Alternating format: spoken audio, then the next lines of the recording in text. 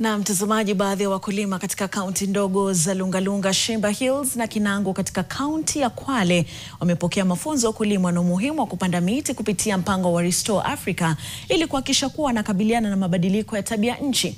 Na tayari miche 250,000 imepandwa sehemu hiyo na wakulima 20,000 kuhusishwa, huku wakuu wa miradi hiyo wakitazamia kufikia familia 50,000 na ekari 70,000 kwa upanzi wa miche ya miti asilia sawia na ile ya kisasa ili kurejesha rotba katika ardhi.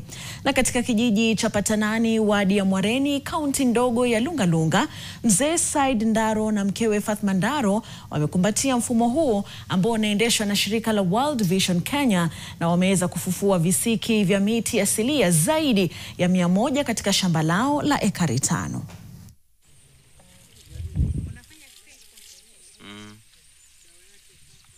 Kwa hiyo nafurahia sana kwa huu mradi kwa sababu mimea yangu inanawiri vizuri, mahindi nilipanda yako vizuri, kunde, pojo.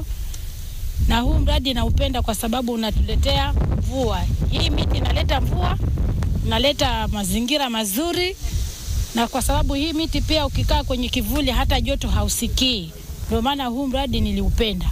Wakati nikiwa mdogo kulikuwa kumejaa miti.